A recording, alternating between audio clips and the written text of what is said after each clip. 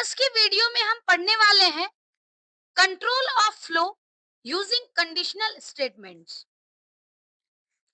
कभी कभी ऐसा होता है कि सर्टेन जो स्टेटमेंट होते हैं प्रोग्रामिंग के, उसे हमें डिफरेंट सीक्वेंस में एग्जीक्यूट करना होता है। नॉर्मली अगर हम देखें तो जो प्रोग्राम है उसका statement line by line execute होता है, लेकिन अगर हमें लाइन बाय लाइन एग्जीक्यूट ना करके सर्टेन कंडीशन के बेस पे, सिनेरियो के बेस पे जब हमें उस पर्टिकुलर स्टेटमेंट को एग्जीक्यूट करना होता है, तो डिफरेंट टाइप के कंडीशनल स्टेटमेंट की नीड होती है। कंट्रोल ऑफ फ्लो और flow control structure is an important concept in programming that allows you to run your code under different conditions or until a certain condition is met.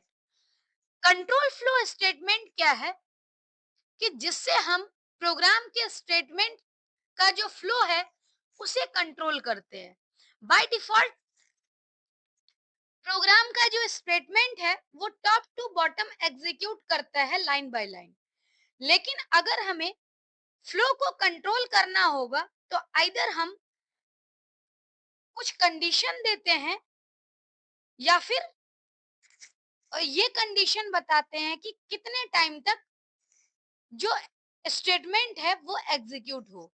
तो different तरह के control flow structure होते हैं, चाहे condition के base पे हो या फिर कंडीशन के आधार पे स्टेटमेंट रिपीट करता हो।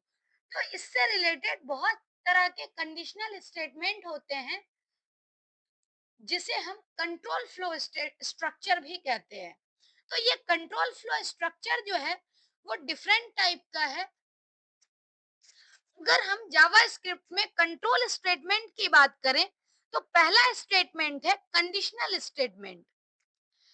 कंडीशनल स्टेटमेंट क्या होता है? These statements are used for decision making.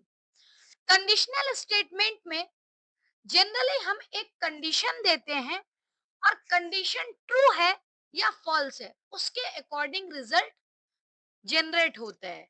Decision making statements evaluate the statements and control the program flow depending upon the result of condition provided। मतलब ये जो डिसीजन मेकिंग स्टेटमेंट है, conditional statement, इसमें क्या होता है कि जो कंडीशन का रिजल्ट है उसके अकॉर्डिंग प्रोग्राम का स्टेटमेंट एग्जीक्यूट होता है। अगर हम इस एग्जाम्पल की बात करें, जैसे यहाँ एक फ्लो चार्ट दिया गया है और फ्लो चार्ट से हम समझ सकते हैं कि कंडीशनल स्टेटमेंट क्या होता है। जैसे एक सिचुएशन है, अगर कोई पर्सन 18 या उससे ग्रेटर हो तो वो वोट देने के लिए एलिजिबल होता है, और 18 से नीचे हो तो वोट देने के लिए एलिजिबल नहीं होता। तो इसको हम कंडीशन के रूप में लिख सकते हैं, यानी ये एक कंडीशनल स्टेटमेंट है। कैसे होगा?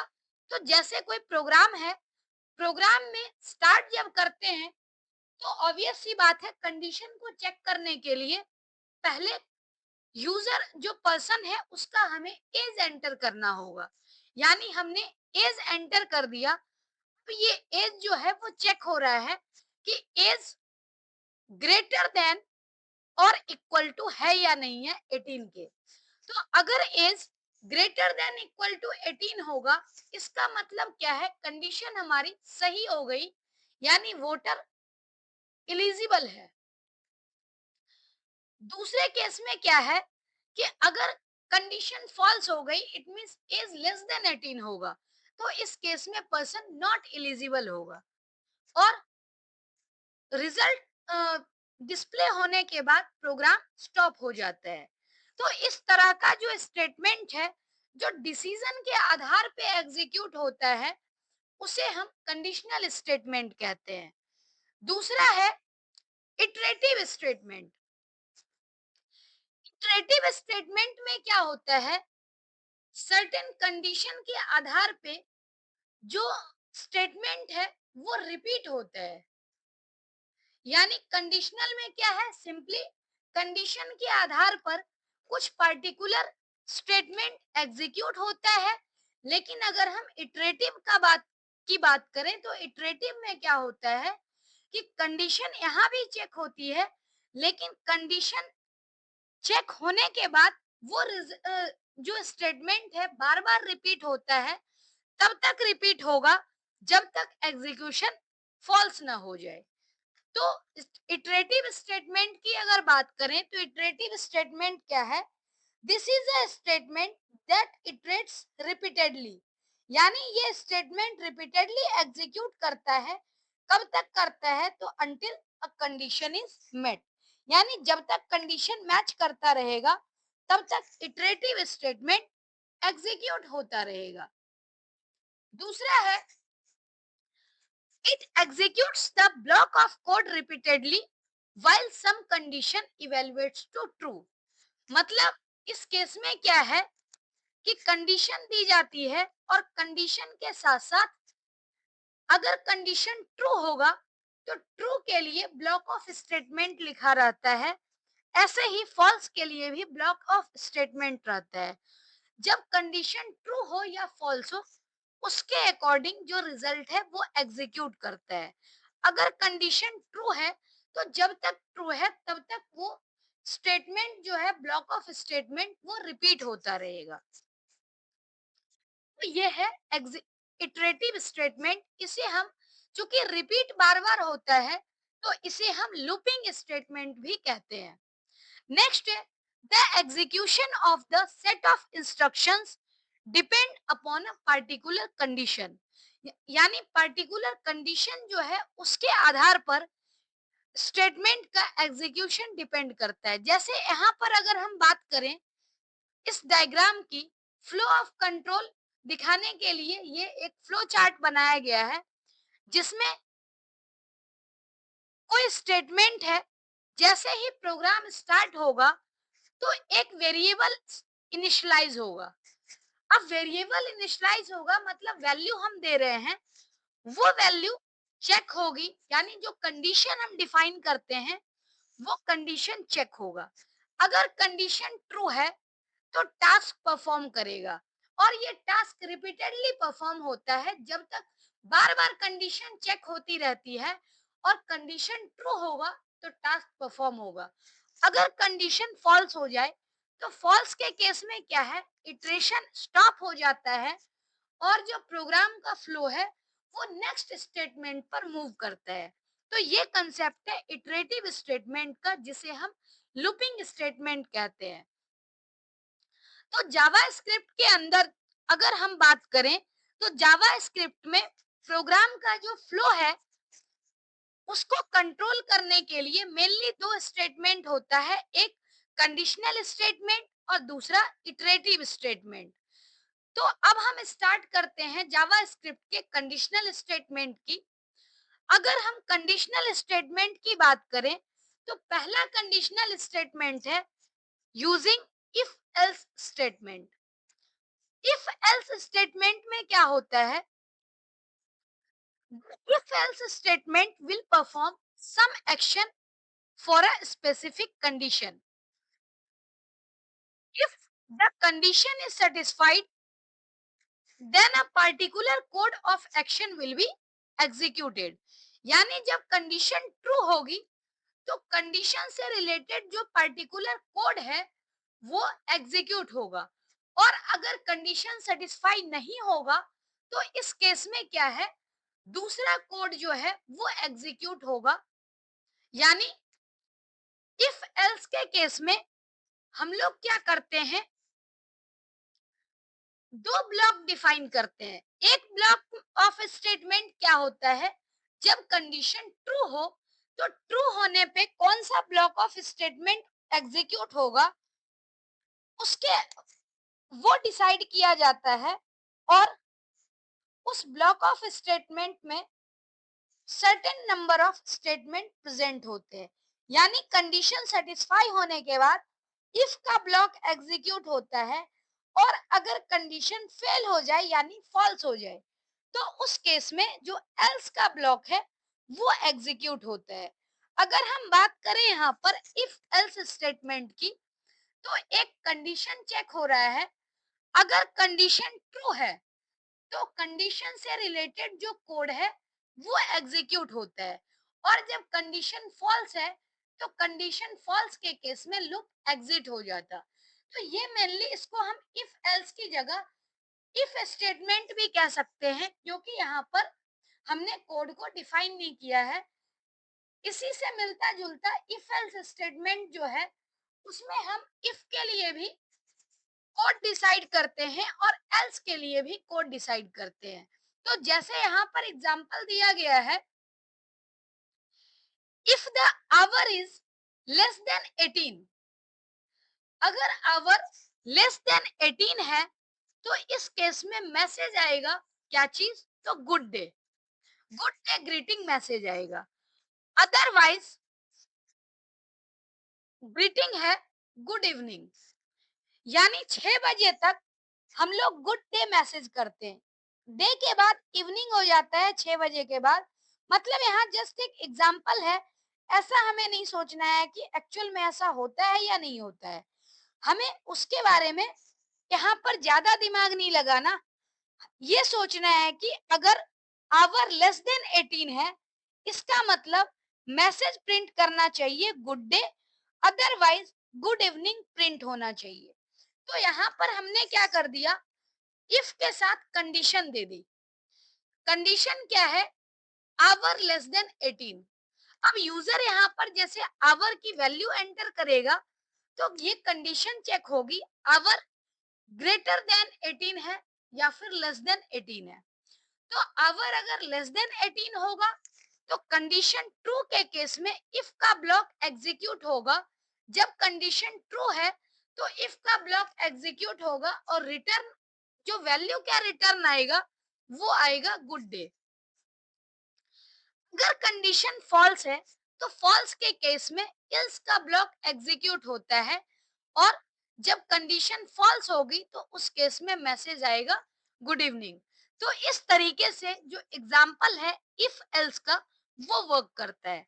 The else if statement can be used to specify a new condition if the first condition is false. दूसरा क्या है, इसी में एक और फैक्ट ऐड कर दिया गया है। जैसे अभी तो हम ये पढ़ रहे थे कि जब कोई कंडीशन ट्रू है तो इफ का ब्लॉक एग्जीक्यूट होगा। अगर हम एल्स का ब्लॉक जो है वो डिफाइन करेंगे तो एल्स का ब्लॉक एग्जीक्यूट होगा, अदरवाइज जो स्टेटमेंट है वो नेक्स्ट कंट्रोल है वो नेक्स्ट स्टेटमेंट पे ट्रांसफर हो जाएगा जब हम सिंपली इफ को डिफाइन करते हैं। अगर इफ के साथ एल्स भी होगा तो उस केस में क्या है, इफ का ब्लॉक एग्जीक्यूट होगा जब कंडीशन ट्रू हो, और फॉल्स होने पे एल्स का ब्लॉक एग्जीक्यूट होगा। इसमें और कंडीशन हम क्या ऐड कर रहे हैं, इल्स एफ इफ का।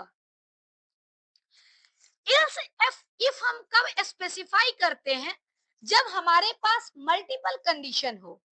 और मल्टीपल कंडीशन के केस में भी जब पहला कंडीशन फॉल्स हो जाए तो उसके लिए अगर हमें दूसरा स्टेटमेंट चेंज करना हो, यानी दूसरी कंडीशन डिफाइन करनी हो, तो इस केस में हम एल्स इफ का यूज करते हैं। जैसे यहाँ पर एक एग्जांपल दिया गया है, if the time is less than 10, तो 10 से कम होगा तो गुड मॉर्निंग ग्रीटिंग होना चाहिए, और टाइम जो है वो 20 से कम होगा तो उस केस में गुड डे मैसेज होना चाहिए, अदरवाइज गुड इवनिंग होना चाहिए।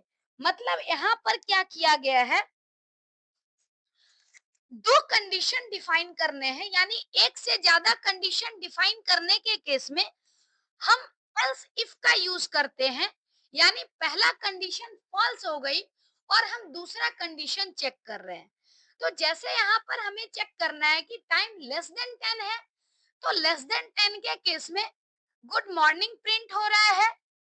ऐसे ही लेस देन 20, मतलब लेस देन 10 के लिए तो गुड मॉर्निंग प्रिंट होगा ही, बट टाइम लेस देन 20 है, यानी 10 से ऊपर है लेकिन लेस देन 20 है, तो इस केस में गुड डे प्रिंट होगा, अदरवाइज क्या है, गुड इवनिंग प्रिंट होगा।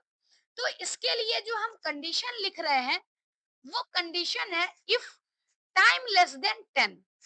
तो टाइम लेस देन 10 यानी फर्स्ट कंडीशन अगर ट्रू होगा तो फर्स्ट कंडीशन ट्रू होने के केस में ये मैसेज जो है प्रिंट होगा गुड मॉर्निंग। अगर फर्स्ट कंडीशन फॉल्स हो गया तो फर्स्ट कंडीशन फॉल्स होने के बाद हम क्या चेक करते हैं, दूसरे कंडीशन को चेक करते हैं। जब दूसरा कंडीशन इस केस में ट्रू होगा तो दूसरा स्टेटमेंट एग्जीक्यूट होगा। मतलब फर्स्ट कंडीशन फॉल्स हो लेकिन सेकंड कंडीशन ट्रू हो जाए तो इस केस में सेकंड स्टेटमेंट एग्जीक्यूट होगा।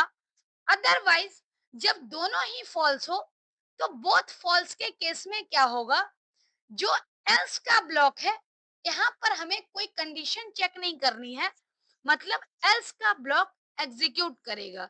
तो इस तरह से हम इफ एल्स के साथ यहाँ पर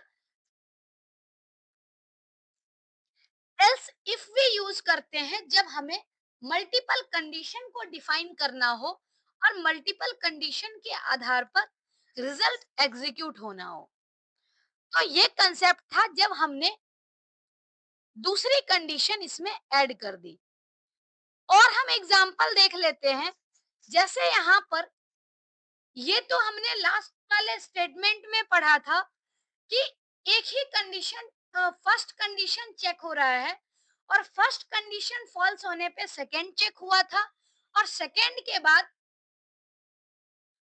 फिर से अगर कंडीशन फॉल्स हो जाए मतलब फिर लास्टली कोई कंडीशन चेक नहीं करती है, मतलब कंडीशन चेक नहीं होगा और एल्स पार्ट एग्जीक्यूट हो जाएगा। तो ये हमने दो कंडीशन के केस में देखा था। तो यही सेम कंसेप्ट हम मल्टीपल कंडीशन के लिए भी देख रहे हैं, मतलब दो से भी ज्यादा कंडीशन आ जाए तो उस केस में हमें मल्टीपल इल्स इफ यूज करना होगा। जैसे यहाँ पर अगर हम एग्जांपल देखें तो इसमें पहला कंडीशन है इफ का, अगर पहला कंडीशन फॉल्स हो जाए तो एल्स इफ का स्टेटमेंट है और एल्स इफ का ये पहला स्टेटमेंट है, ये दूसरा है, ये तीसरा है। मतलब एक कंडीशन तो फर्स्ट टाइम में चेक हो रहा है, तीन एल्स इफ का कंडीशन है और जब ये चार कंडीशन फॉल्स हो जाए तो लास्ट में एल्स का पार्ट एग्जीक्यूट होगा। तो इस तरीके से हम मल्टीपल कंडीशन को यहाँ पर डिफाइन कर रहे हैं। अब हम यहाँ स्टेटमेंट को अगर देखें तो स्टेटमेंट में यही लिखा हुआ है कि अगर अमाउंट लेस देन 10,000 हो तो 10,000 के केस में कोई डिस्काउंट नहीं होगा, यानी 0% डिस्काउंट है।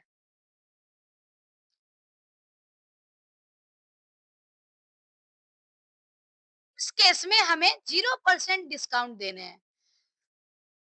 उसके बाद अगर अमाउंट लेस देन 20,000 है तो 20,000 के केस में हमें 5% डिस्काउंट देने हैं। If the amount is less than 30,000, 30,000 के केस में 10% डिस्काउंट देना है और अमाउंट मोर देन 30,000 है तो इस केस में 15% डिस्काउंट देना है। मतलब हमने चार कंडीशन यहाँ पर डिफाइन कर लिया। तो अब इसको हम कंडीशन के रूप में स्टेटमेंट भी लिखेंगे। तो इसको देखने से हम यही समझ सकते हैं अगर अमाउंट लेस देन 10,000 है तो 0% डिस्काउंट है, लेकिन अगर किसी ने अमाउंट ही जीरो कर दिया तो अमाउंट क्या होगा, इनवैलिड, क्योंकि प्राइस जो है वो कभी भी जीरो नहीं हो सकता है। मतलब हमने एक और एडिशनल कंसेप्ट यहाँ पर ऐड कर लिए, एक कंडीशन और सोच लिया कि अगर यूजर ने कोई ऐसा अमाउंट ऐड कर दिया जो वैलिड ही ना हो तो उसके लिए पहला स्टेटमेंट लिखा गया है if amount equal to zero. अगर अमाउंट जीरो है इसका मतलब इनवैलिड अमाउंट प्रिंट करेगा। अगर ये कंडीशन फॉल्स हो जाए तो कंडीशन फॉल्स होने के केस में ये स्टेटमेंट तो एग्जीक्यूट नहीं होगा। तो अब यहाँ पर हमारे पास आ गया कंडीशन। तो एक कंडीशन तो हमने इफ में डिफाइन कर दिया।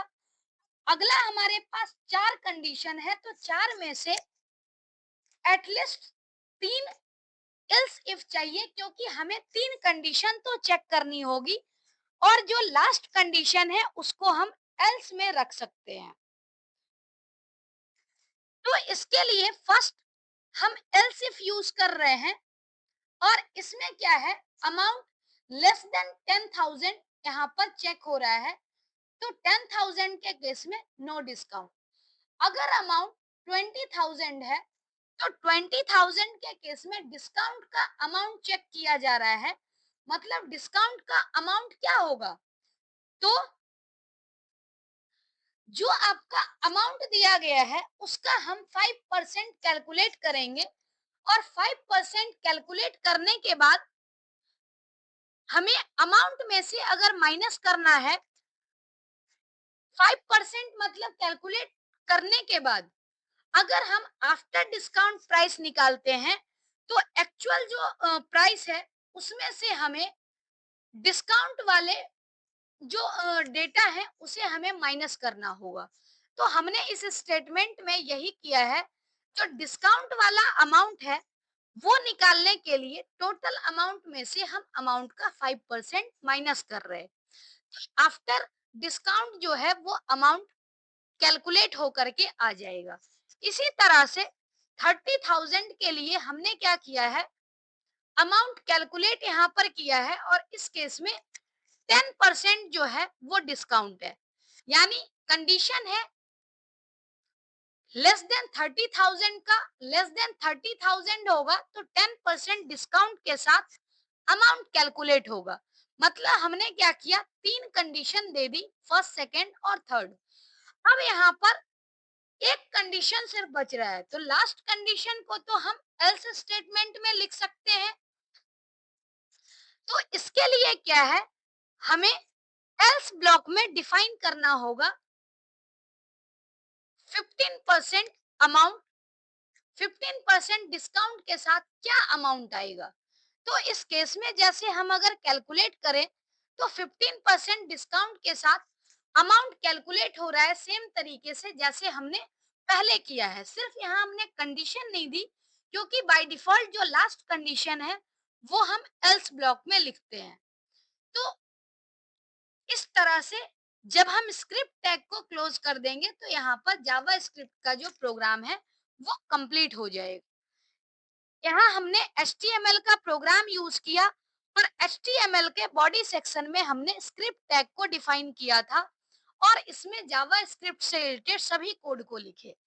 तो इस स्टेटमेंट की हेल्प से, प्रोग्राम की हेल्प से हमने देखा कि हम मल्टीपल कंडीशन कैसे अप्लाई करते हैं। मल्टीपल कंडीशन तो हमने एग्जाम्पल की हेल्प से अप्लाई कर लिया, लेकिन उससे रिलेटेड फैक्ट दिया गया है कि हम कैसे मल्टीपल कंडीशन को अप्लाई करते हैं। यानी जब हमारे पास मल्टीपल कंडीशन है तो उसके लिए हम क्या करते हैं, जैसे फर्स्ट में एक कंडीशन देते हैं इफ ब्लॉक में। अगर ये कंडीशन फॉल्स हो जाए तो कंडीशन फॉल्स होने के बाद अगला कंडीशन चेक होना है। तो चूंकि कंडीशन फॉल्स होने के बाद चेक हो रहा है तो इसलिए हमें यहाँ पर एल्स इफ लिखना होता है।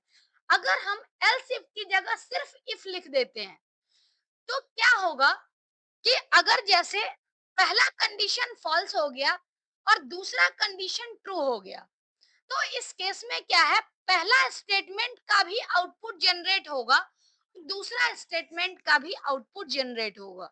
तो इसके लिए मल्टीपल स्टेटमेंट एग्जीक्यूट होगा, जो कि लॉजिक गलत हो सकता है इस कंडीशन में। इसलिए हमें डिफाइन करना पड़ता है एल्स, ताकि पहला कंडीशन फॉल्स है ये ऑलरेडी हमने एल्स इफ लिख करके क्लियर किया हुआ है। एल्स इफ जब हम लिखेंगे तो प्रोग्राम कंस्ट्रक्ट में ये क्लियर होगा कि पहला कंडीशन फॉल्स है, तब हम दूसरा कंडीशन चेक कर रहे हैं। अगर हम एल्स नहीं लिखते हैं, इसका मतलब क्या है, हम पहले कंडीशन को भी चेक कर रहे हैं और इससे भी हमें रिजल्ट मिलेगा, चाहे कंडीशन फॉल्स है या ट्रू है, एग्जीक्यूट हो जाएगा और अगला कंडीशन भी एग्जीक्यूट हो जाएगा।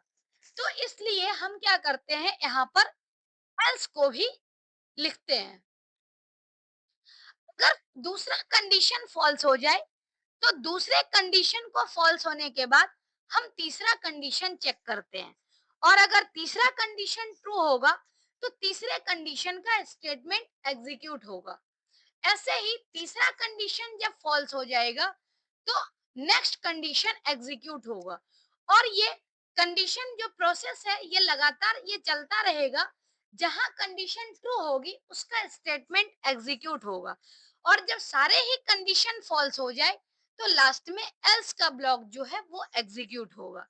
तो ये इफ इफ एल्स स्टेटमेंट काम करता है। अगर इसमें जैसे एल्स स्टेटमेंट में क्या है कि इसमें कंडीशन चेक नहीं होती है, तो इससे रिलेटेड हमने जो एग्जाम्पल देखे थे उसी के बारे में यहाँ पर फैक्ट मेंशन किया गया है। तो ये तो हमने देखा इफ एल्स से रिलेटेड स्टेटमेंट। अगर हम इफ एल्स की बात करें, तो इसमें हम सिंगल कंडीशन भी चेक करना सीख गए, दो कंडीशन भी चेक करना सीख गए और मल्टीपल कंडीशन भी चेक करना सीख गए। अब अगला स्टेटमेंट है switch case statement. Switch case statement क्या होता है? The switch statement is used to select one of many blocks of code to be executed in the program. जैसे तीन चार कंडीशन तक है, तो तीन चार कंडीशन के लिए तो हम एल्स इफ यूज कर सकते हैं, लेकिन अगर उससे भी ज्यादा कंडीशन हो, तो उस केस में क्या होता है, हमें स्विच स्टेटमेंट का यूज करना होता है। Switch expression is evaluated once and value of expression is compared with value of each case. मतलब स्विच केस एक्सप्रेशन में क्या होता है, जो स्विच केस एक्सप्रेशन है वो वन टाइम इवेलुएट होगा और उससे क्या है कि जितने भी कंडीशंस हैं वो सभी कंडीशंस चेक होते हैं और कंडीशन जब चेक होता है, तो जो कंडीशन ट्रू है उससे एसोसिएटेड जो ब्लॉक ऑफ कोड है वो एग्जीक्यूट होगा। अदरवाइज जब कोई भी कंडीशन ट्रू ना हो, तो उस केस में डिफॉल्ट कोड है वो एग्जीक्यूट होता है। अगर हम सिंटैक्स की बात करें, तो स्विच केस का जो सिंटैक्स है वो है स्विच, यानी स्विच में हम कोई भी वेरिएबल या एक्सप्रेशन हम लिखते हैं। अगर हम एक्सप्रेशन लिखेंगे तो एक्सप्रेशन इवेलुएट होगा। तो स्विच स्टेटमेंट के अंदर क्या होता है, डिफरेंट डिफरेंट केस स्टेटमेंट होते हैं और केस स्टेटमेंट में जो वैल्यू है वो कंपेयर की जाती है। वैल्यू कंपेयर होगा तो उससे रिलेटेड उस ब्लॉक का स्टेटमेंट है और हर एक के साथ ब्रेक यूज किया हुआ है, क्योंकि ब्रेक स्टेटमेंट क्या करता है, प्रोग्राम में जो स्टेटमेंट है उसको इमीडिएटली टर्मिनेट कर देता है। यानी हमें जब कंडीशन ट्रू मिल जाएगी, तो उसके आगे के कोड की हमें नीड नहीं होती है। तो वहीं पर क्या होगा, ब्रेक जब एग्जीक्यूट हो जाएगा, यानी उसका नेक्स्ट स्टेटमेंट जितना भी है वो एग्जीक्यूट होना बंद हो जाएगा। तो इसके लिए हम स्विच केस के साथ साथ ब्रेक स्टेटमेंट का यूज करते हैं। तो जैसे पहला कंडीशन अगर ट्रू है, तो स्टेटमेंट एग्जीक्यूट होगा और बाकी सारे जो हैं वो क्लोज हो जाएंगे। इसी तरह से अगर हम बात करें कि पहला स्टेटमेंट अगर फॉल्स हो जाए, तो फॉल्स स्टेटमेंट के केस में फिर हम उसके नेक्स्ट केस को चेक करते हैं। अगर नेक्स्ट स्टेटमेंट ट्रू है, तो नेक्स्ट कंडीशन अगर ट्रू है तो उसका स्टेटमेंट एग्जीक्यूट होगा और ब्रेक स्टेटमेंट भी एग्जीक्यूट करेगा। इस केस में क्या है, उसका जितना भी नेक्स्ट स्टेटमेंट है वो रिमूव हो जाएगा, मतलब एग्जीक्यूट नहीं करेगा, सिंपल। तो इस तरह से क्या है, सर्टेन कंडीशन चेक होती है। अगर कंडीशन ट्रू है, तो उससे रिलेटेड स्टेटमेंट एग्जीक्यूट होता है, ब्रेक स्टेटमेंट एग्जीक्यूट होता है और उसका अगला नेक्स्ट जितना भी स्टेटमेंट है वो सारा स्टेटमेंट का एग्जीक्यूशन बंद हो जाता है। और अगर सारे कंडीशन फॉल्स हो जाए तो लास्ट में डिफॉल्ट जो है डिफॉल्ट ब्लॉक एग्जीक्यूट करेगा। तो ये है स्विच केस स्टेटमेंट का सिंटैक्स। अगर हम इसके एक्सप्लेनेशन की बात करें तो एक्सप्रेशन क्या है? Expression is the value that you want to compare. मतलब एक्सप्रेशन में हम वो वैल्यू देते हैं जिसे हमें कंपेयर करना है। उसके बाद केस वैल्यू 1, वैल्यू 2 या वैल्यू 3 आगे जितना भी केस है वो रिप्रेजेंट करता है कि उस एक्सप्रेशन का पॉसिबल वैल्यू क्या-क्या होगा। Break statement terminates the switch case switch statement. जो ब्रेक स्टेटमेंट है वो स्विच स्टेटमेंट को टर्मिनेट कर देता है। Without it execution will continue into the next case. मतलब अगर ब्रेक स्टेटमेंट टर्मिनेट नहीं करेगा स्विच स्टेटमेंट को तो नेक्स्ट स्टेटमेंट भी एग्जीक्यूट होता जाएगा। मतलब जहां पर कंडीशन ट्रू हो गई उसका अगला सारा स्टेटमेंट एग्जीक्यूट हो जाएगा। तो उसी को रोकने के लिए हम ब्रेक स्टेटमेंट का एग्जीक्यूट करते हैं, को एग्जीक्यूट करेंगे। उसके बाद नेक्स्ट है default. Default specifies the code to run if none of the cases match the expression. यानी डिफॉल्ट एग्जीक्यूट तब होगा जब कोई भी कंडीशन सेटिस्फाई ना हो। इसी को अगर हम फ्लो चार्ट की हेल्प से देखें तो फ्लो चार्ट में क्या होता है, एक्सप्रेशन इवेलुएट होगा, उसके बाद फर्स्ट कंडीशन चेक होगी केस। अगर स्टेटमेंट मैच कर रहा है, कंडीशन मैच कर रहा है तो स्टेटमेंट एग्जीक्यूट होगा और उसका अगला स्टेटमेंट ब्रेक हो जाएगा। अगर कंडीशन फॉल्स है तो नेक्स्ट केस चेक होगा। अगर कंडीशन ट्रू है तो स्टेटमेंट एग्जीक्यूट होगा और साथ साथ ब्रेक एग्जीक्यूट होगा। ऐसे ही अगर दूसरा कंडीशन फॉल्स है तो दूसरे कंडीशन के केस में भी क्या होगा, नेक्स्ट कंडीशन जैसे दूसरा फॉल्स है तो तीसरा केस यहाँ पर चेक होगा। अगर तीसरा कंडीशन ट्रू है तो तीसरा स्टेटमेंट एग्जीक्यूट होगा और साथ साथ ब्रेक स्टेटमेंट भी एग्जीक्यूट होगा। लेकिन तीसरा भी जब फॉल्स हो जाए तो इस केस में अब हमारे पास कोई भी केस स्टेटमेंट नहीं है। तो बाय डिफॉल्ट जो है जब सारा ही यहाँ पर कंडीशन फेल हो जाए तो उस केस में डिफॉल्ट स्टेटमेंट एग्जीक्यूट करेगा। तो इस तरह से स्विच केस स्टेटमेंट काम करता है। अब हम यहाँ पर एग्जांपल देखते हैं। The following program asks the user to input the day of the week starting with Sunday as one. मतलब यूजर को यहाँ पर डे का नाम इनपुट देना है, मतलब डे की वैल्यू देनी है इनपुट। संडे के लिए 1, मंडे के लिए 2, ट्यूसडे के लिए 3, इस तरीके से डे का नाम एंटर करवाना है। If displays it displays the day as a string and displays a message for invalid number। मतलब इस केस में हमें क्या करना है, जैसे वीक में 7 डेज होते हैं तो हमें 7 डेज के लिए कंडीशन लिखनी है और स्टार्ट क्या करना है कंडीशन, तो संडे से। यानी संडे को 1 रखना है, 1 to 7 हम केस यहाँ पर बनाएंगे और उससे रिलेटेड जो है स्ट्रिंग डिस्प्ले होगा। और अगर यूजर ने 1 to 7 के अलावा कोई अदर नंबर एंटर किया है तो इस केस में जो रिजल्ट होगा वो होगा इनवैलिड नंबर। तो जैसे अगर हम देखें तो HTML के प्रोग्राम में जावा स्क्रिप्ट को इंटीग्रेट किया गया है। अब यहाँ पर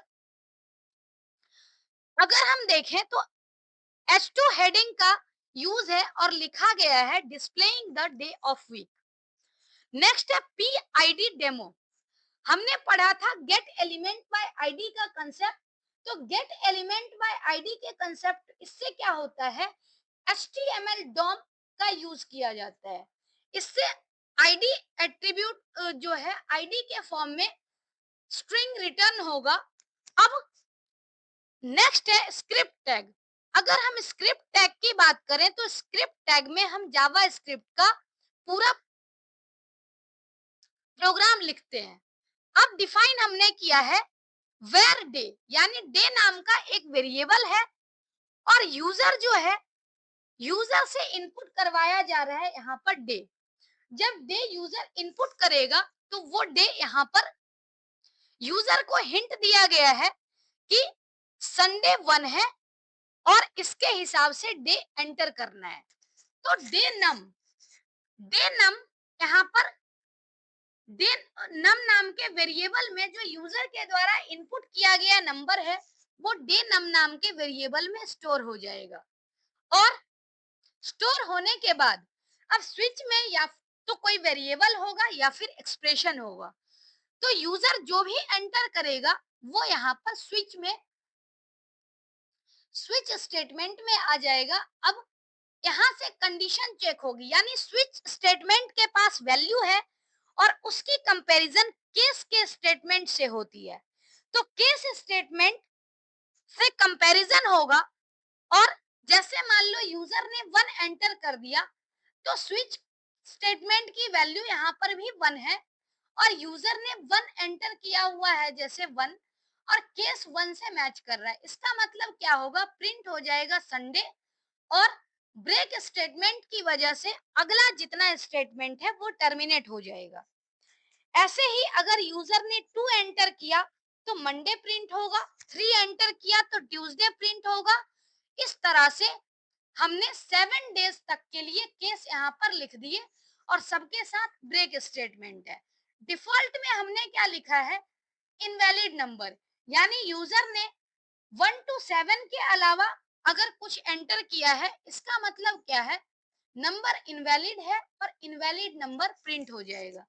यहाँ पर HTML डॉम का ही यूज करके यूजर ने जैसे डे एंटर किया है तो डे एंटर करने के बाद स्विच स्टेटमेंट यहाँ पर एग्जीक्यूट हो रहा है और डे की जो वैल्यू है वो एट्रीब्यूट यहाँ पर जैसे आईडी एट्रीब्यूट हमने डिफाइन किया है डेमो, तो फाइनल जो रिजल्ट होगा वो स्ट्रिंग एक आईडी जनरेट करेगा और वो आईडी HTML एलिमेंट के पास ट्रांसफर हो जाएगा। अब जैसे यहाँ पर अगर हम आउटपुट की बात करें तो आउटपुट में क्या आएगा, एक वेब पेज है उस पे लिखा आएगा displaying the day of week. उसके बाद यूजर के लिए प्रॉम्प्ट लिखा आएगा enter the day of the week और संडे 1। मतलब ये वाली लाइन वेब पेज पे दिखेगी, दूसरी वाली लाइन भी वेब पेज पे दिखेगी। जब यूजर एंटर करेगा तो यूजर एंटर जो भी डे करेगा 1 to 7 या कोई भी नंबर, तो उसके अकॉर्डिंग अगर 1 to 7 की वैल्यू एंटर करेगी तो उसके अकॉर्डिंग वैल्यू प्रिंट हो जाएगी और अगर यूजर यहाँ पर कुछ भी प्रिंट नहीं, मतलब 1 to 7 का कोई वैल्यू एंटर नहीं किया है तो इस केस में क्या होगा, इनवैलिड नंबर प्रिंट हो जाएगा। तो इस तरीके से वेब पेज पे स्टेटमेंट प्रिंट होगा। अगर हम इसकी बात करें तो सिंपली वेब पेज पे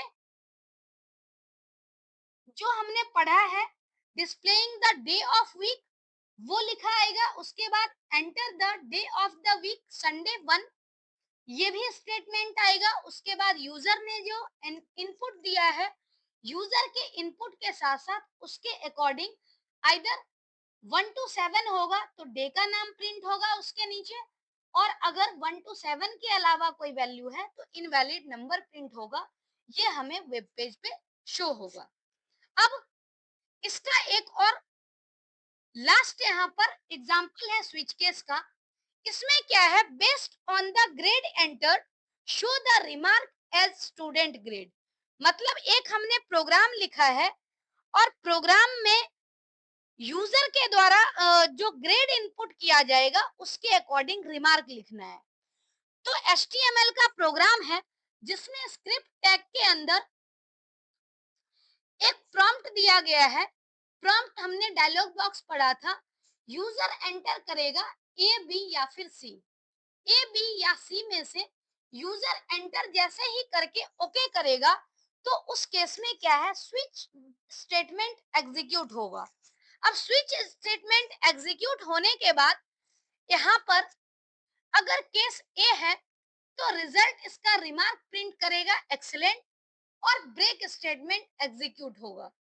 अगर केस बी है तो रिमार्क आएगा वेरी गुड, और ब्रेक स्टेटमेंट केस सी यहाँ पर, मतलब ब्रेक स्टेटमेंट एग्जीक्यूट हो जाएगा बी के केस में।